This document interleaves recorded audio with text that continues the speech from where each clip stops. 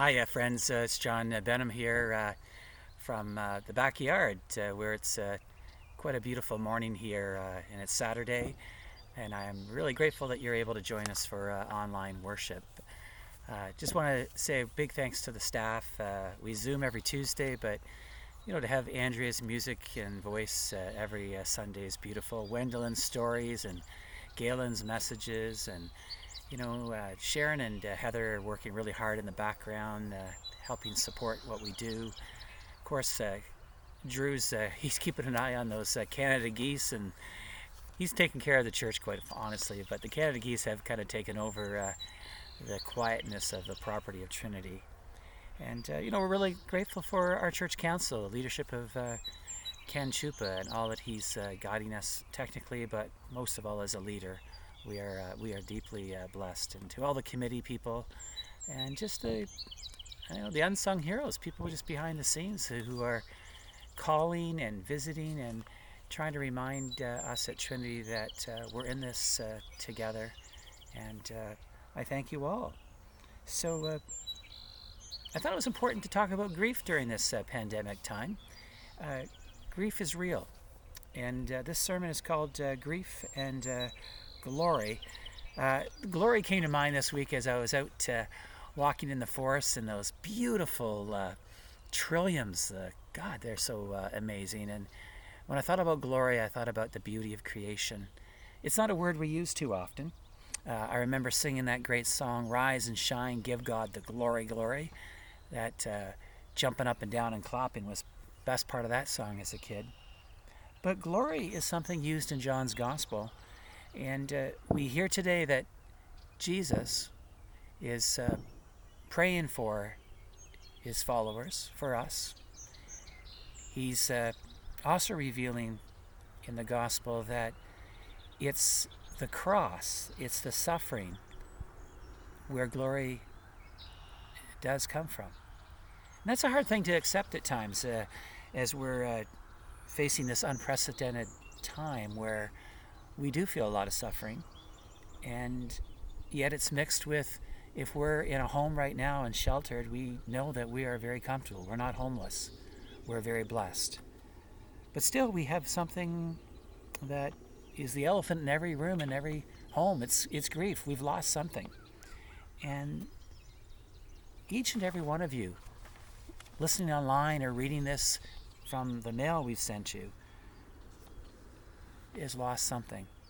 Some of us have this deep need to have answers, and quite honestly, we have no idea when we're going to be back in the sanctuary. We have no idea when the scientists will have the vaccine. We also know that we took our freedom for granted. We know that we miss our routines. A friend this week said, at least I get to go to work like I used to do, and for that sense of purpose, it's been helping this individual. But many of us are learning to work from home. Of course, there's so many of us out there that can tell stories of missing your grandchild's first birthday party. You can think about the father or the husband that's missed the birth of his child because of situations in the hospital right now. And of course, loved ones who have missed that wonderful opportunity to grieve with hugs and friends together. We're all missing something. And sometimes what bothers me is that we try to push that grief aside or ignore it. Some think all we have to do is keep calm and carry on, suck it up. Just keep going. My concern for that approach, though, is it does come back to hurt us. It can magnify some bad habits. It can sneak up on us. And it can come out in anger and irritability, depression.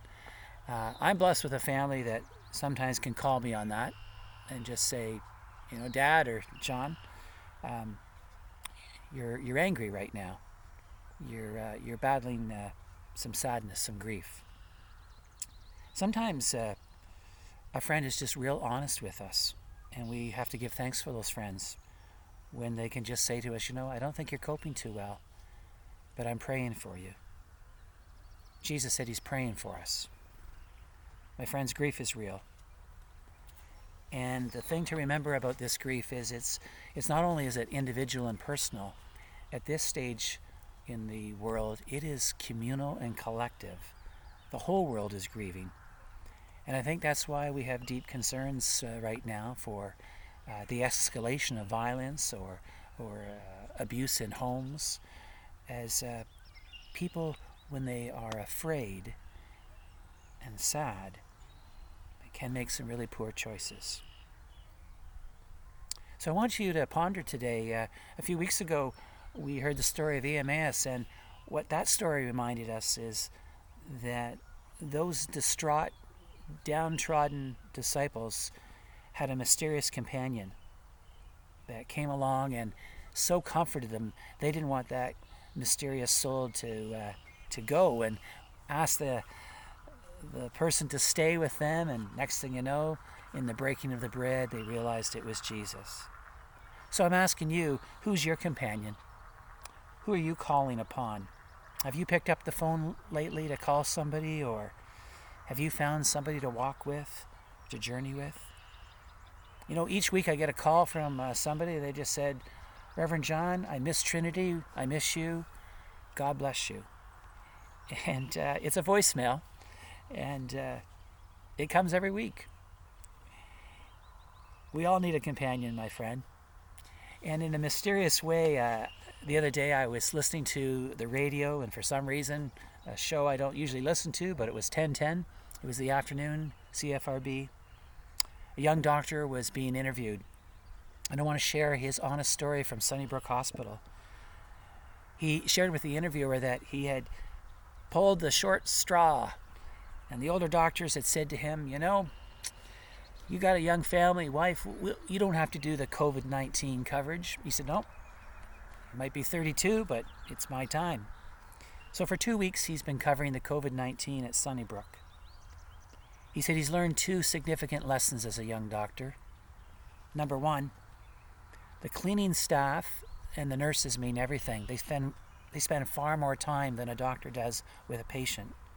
He knew it the moment he was in to see his patient. He had put his PPEs on, N95s, the screens, and all of a sudden he touched the table next to the bedside, and then he touched the back of his neck. And the young doctor said, I knew in that moment maybe I was taking COVID home to my family.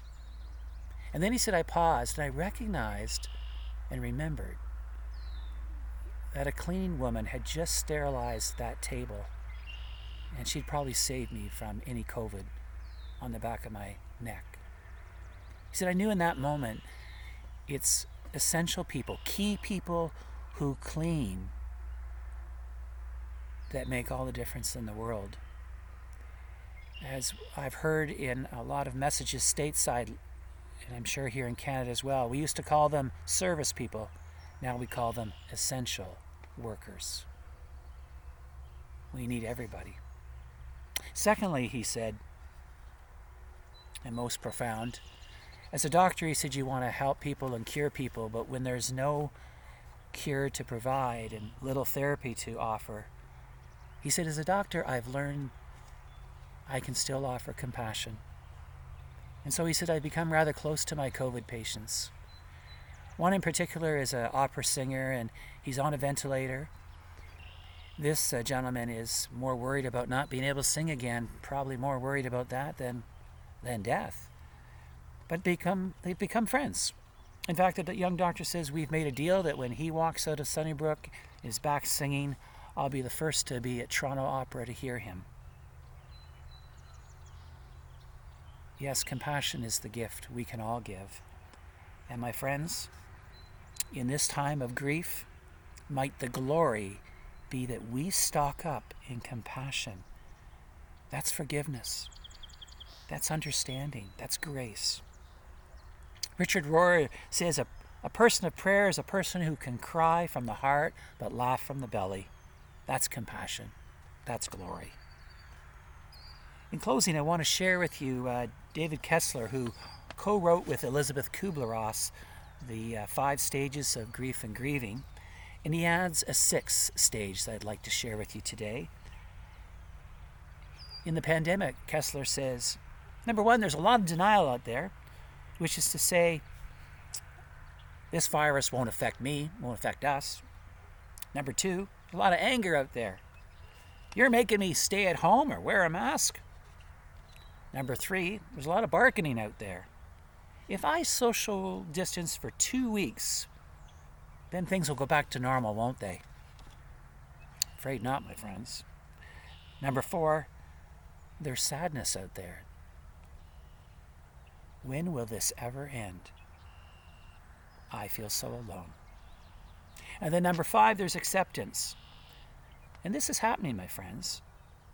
I'm seeing people accept that we can imagine how we can do church in a new way, how we can live our lives in a new way, how we can wash our hands, keep a safe distance, how we can wear a mask to protect others, how we can learn to work virtually. One of the biggest challenges of this pandemic is it's so open-ended. But my friends, this is a temporary state. Let's accept that. This is not forever. Remember that. This is not forever. And then the final stage Kessler speaks about is meaning. And I tie it into glory, meaning. This is an unbelievable upheaval for all of us. We still wake up wondering, is it real? And it is. But it's calling us to find meaning, as glory does. We know more than ever before that we miss singing together, we miss hugging each other, we miss being together. And this is teaching us the importance of compassion and that we are all human. So I encourage each of you this coming week, pick up that phone, try maybe Zoom for the first time, or try reaching out, talking over a fence from a safe distance, or going for a walk. And try being honest with God and with one another, but most of all yourself.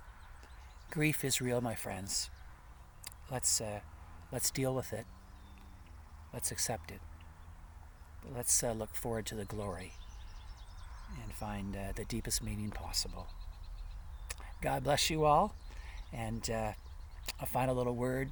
The experts keep saying, washing your hands even 6 times a day is a pretty wise way to take care of yourself. So you do that as best you can. My friends, next Sunday, all being well, I hope to break bread at the communion table for Pentecost Sunday. And if you have a little bread at home, a little grape juice or wine, we will partake in the blessing of communion. So it's our goal to keep doing that each month as we typically do. Have a wonderful week. I hope you've enjoyed the sounds of the birds, and might you have a blessed week. Amen.